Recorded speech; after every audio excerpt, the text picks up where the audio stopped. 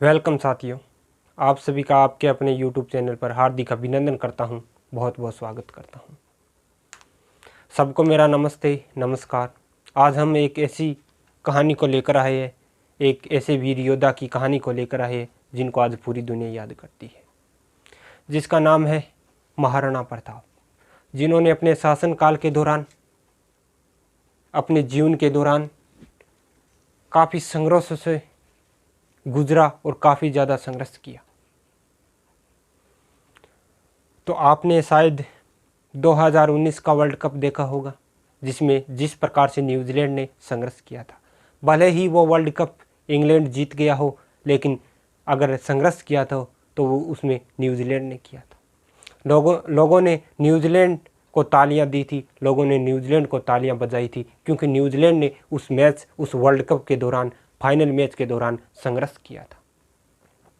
तो काबिल तारीफ संघर्ष था। तो संघर्ष अपने जीवन में चाहे असफलता मिले, लेकिन हमें संघर्ष करना चाहिए। तो आइए जानते हैं महाराणा प्रताप की कहानी हनुमान सिंह की जुबानी। तो महाराणा प्रताप का जन्म 9 मई 1540 को होता है। महाराणा प्रताप का जन्म कब होता है? 9 मई 1540 को वीर पुरुष महाराणा प्रताप का जन्म होता है। अपने शासन काल के दौरान अकबर को भी चने चबा दिए थे। अकबर ने काफ़ी सारे दूत महाराणा प्रताप को भेजे अपनी अधीनता को स्वीकार करने के लिए, लेकिन इस वीर योद्धा ने मुगलों की अधीनता को ताजीवन अपने पूरे जीवन काल के दौरान कभी स्वीकार नहीं किया था। राजस्थान के अंदर 4 रियासत थी जिन्होंने कभी भी मुगलों की अधीनता को कभी स्वीकार नहीं किया था। वो 4 रियासत कौन कौन सी थी? मेवाड़ थी, याद रखना, मेवाड़ रियासत थी, प्रतापगढ़ रियासत थी, बांसवाड़ा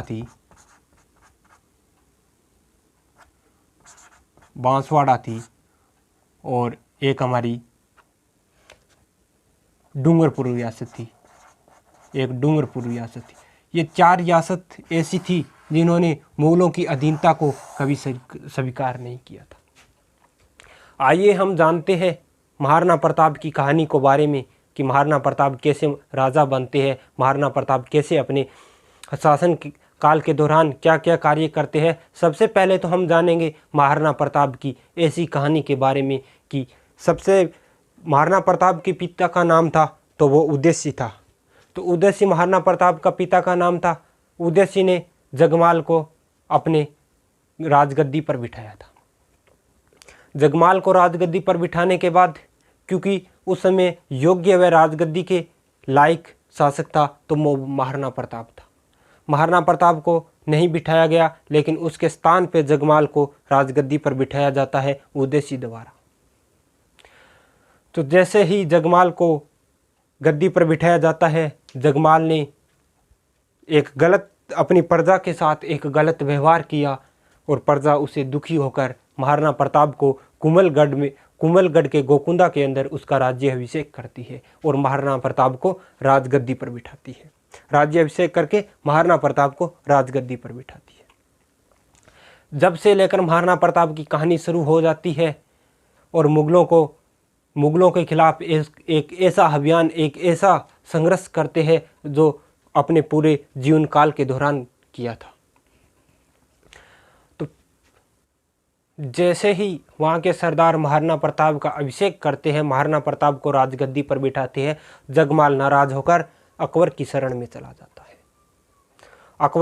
अकबर की शरण में चले जाने के बाद मुगलों को इस महाराणा प्रताप व मेवाड़ रियासत के खिलाफ भड़काने की कोशिश करता है और युद्ध के लिए चैलेंज करता है।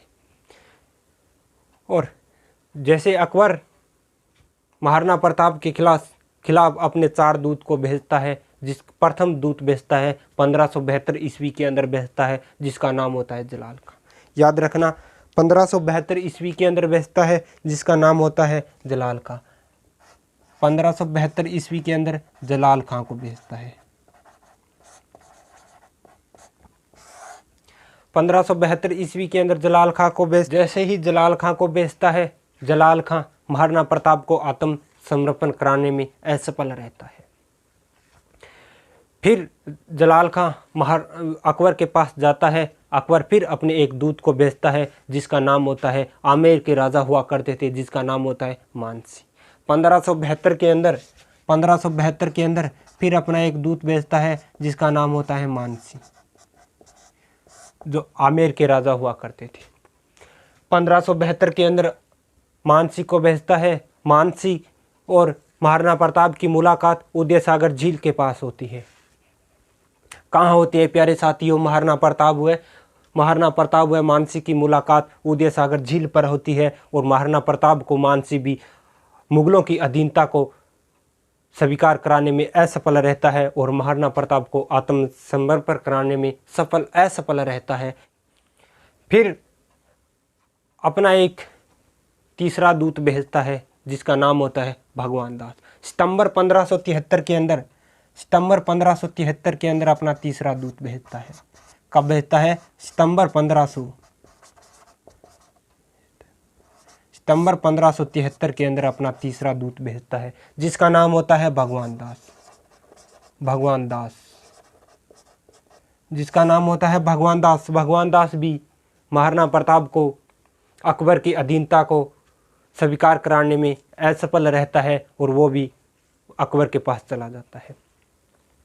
फिर अकबर अपना आखिरी और चौथा दूत भेजता है जिसका नाम होता है टोडरमल। क्या नाम होता है साथियों? जिसका नाम होता है टोडरमल। चौथा दूत भेजता है 1573 के अंदर जिसका नाम होता है जिसका नाम क्या होता है साथियों? टोडरमल। इस प्रकार से महाराणा प्रताप के खिलाफ अकबर 4 दूत भेजता है, अपने चारों ही दूत। महाराणा प्रताप इस प्रकार से अकबर महाराणा प्रताप को मुगलों की अधीनता को स्वीकार कराने के लिए अपने अलग अलग दूतों को भेजता है और चारों ही दूत असफल रहते हैं। महाराणा प्रताप को अकबर की अधीनता स्वीकार नहीं करवा पाए। फिर अकबर सीधा आ जाता है युद्ध मैदान में और अकबर चैलेंज करता है महाराणा प्रताप को हल्दीघाटी युद्ध के लिए। अकबर चैलेंज करता है महाराणा प्रताप को हल्दीघाटी युद्ध के लिए। आ जाओ भाई साहब, हल्दीघाटी के युद्ध में आ जाओ, देख लेंगे आपको कि आप कितने वीर योद्धा हो।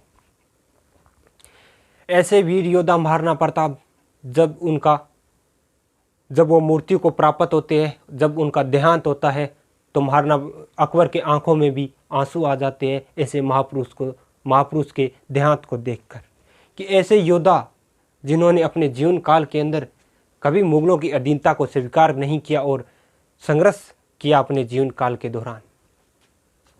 फिर होता है 21 जून, याद रखना प्यारे साथियों, 21 जून 1576 के अंदर अकबर महाराणा प्रताप को हल्दीघाटी युद्ध के लिए ललकारता है, हल्दीघाटी युद्ध के लिए चैलेंज करता है। कब करता है? अकबर वर्सेज याद रखना, अकबर वर्सेज प्रताप के बीच हल्दीघाटी का युद्ध होता है। 21 जून 1576 के अंदर महाराणा प्रताप व अकबर के बीच हल्दीघाटी का युद्ध होता है। इस युद्ध के अंदर महाराणा प्रताप का एक घोड़ा होता है, दुनिया का सबसे अच्छा और समझदार घोड़ा, एक आप वफादार घोड़ा कह सकते हो, जिसका नाम होता है चेतक। चेतक ने महाराणा प्रताप की जान बचाई। एक 21 मीटर लंबे एक जो पानी का एक कोई जा रहा था, उसके ऊपर से उन्होंने छलांग लगाई थी। छलांग लगाने के बाद महाराणा प्रताप का घोड़ा घायल हो जाता है और मृत्यु को प्राप्त हो जाता है। तो इस प्रकार से महाराणा प्रताप ने हल्दीघाटी के युद्ध के अंदर काफ़ी 1 लाख वीर योद्धाओं को, कहा जाता है लगभग 80,000 महाराणा प्रताप के सैनिक थे और 80,000 महाराणा प्रताप के 80,000 अकबर के सैनिक थे और लगभग 20,000 महाराणा प्रताप के सैनिक थे। 20,000 प्रताप के सैनिक थे और 80,000 वो थे अकबर के सैनिक थे। इस सेना के बीच महाराणा प्रताप के इस 80,000 अकबर की सेना का मुकाबला 20,000 महाराणा प्रताप के योद्धाओं ने किया। जब महाराणा प्रताप की तरफ से एक मुस्लिम सेनापति थे लड़ने वाले, जिसका नाम था मेहतर खां। क्या नाम था, याद रखना प्यारे साथियों, मित्र खां। महाराणा प्रताप की तरफ से लड़ने वाला एकमात्र मुस्लिम सेनापति था जिसका नाम था मित्र खां। अब आगे चलता है, जैसे ही हल्दी घाटी का युद्ध, जैसे ही महाराणा प्रताप के सैनिकों को व सेनापति को पता चलता है कि महाराणा प्रताप के घोड़े चेतक घायल हो चुका है और महाराणा प्रताप को युद्ध भूमि से दूर भेजा जाता है। और अगर बात की जाए महाराणा प्रताप की अगर चिन्ह को धारण किया था, महाराणा प्रताप के अगर मुकुट को धारण किया था जिसका नाम था राव बिंदा। क्या नाम था, राव बिंदा। याद रखना प्यारे साथियों, क्या नाम था, राव बिंदा नाम था। इन्होंने महाराणा प्रताप के मुकुट को धारण किया, महाराणा प्रताप के चिन्ह को धारण किया और महाराणा प्रताप को युद्ध भूमि से दूर भेजा गया ताकि महाराणा प्रताप की जान बचाई जा सके। जैसे ही महाराणा प्रताप युद्ध भूमि से दूर जाते हैं, महाराणा प्रताप का घोड़े का अकबर के 2 सेनापति ने महाराणा प्रताप के घोड़े का पीछा करते हैं। जैसे ही पीछा करते हैं, एक नाला आता है, 21 मीटर लंबा 21 मीटर चौड़ा नाला आता है जिसके ऊपर से महाराणा प्रताप का घोड़ा चेतक छलांग लगाता है और 2 महाराणा प्रताप के जो दो अकबर के जो सेनापति थे वो इस पुल को नहीं लांघ पाते हैं और वो वहीं रह जाते हैं और महाराणा प्रताप के चेतक घोड़े घायल हो जाता है। इस घोड़े को घायल हो जाता है और महाराणा प्रताप को एक सुरक्षित जगह पर ले जाकर वो अपने देहांत हो जाता है इस घोड़े का। इस घोड़े अपने महाराणा प्रताप का एक वफादार घोड़ा चेतक मृत्यु को प्राप्त हो जाता है। इस प्रकार से महाराणा प्रताप हल्दी घाटी के युद्ध में मुगलों के खिलाफ लड़ता है और हल्दी घाटी का, जैसे ही हल्दी घाटी के युद्ध के अंदर इस 80,000 सैनिक 20,000 प्रताप की सेना से मुकाबला कर रहे थे, तो 20,000 सैनिक महाराणा प्रताप के सैनिक 80,000 अकबर के सेना पर भारी पड़ रहे थे। जैसे ही देखा कि भारी पड़ रहे हैं, कुछ सैनिकों ने ऐसी सैनिकों के बीच अफवाह फैला दी कि हमारे राजा अकबर आ रहे हैं, युद्ध भूमि के अंदर जल्द ही पहुंच रहे हैं।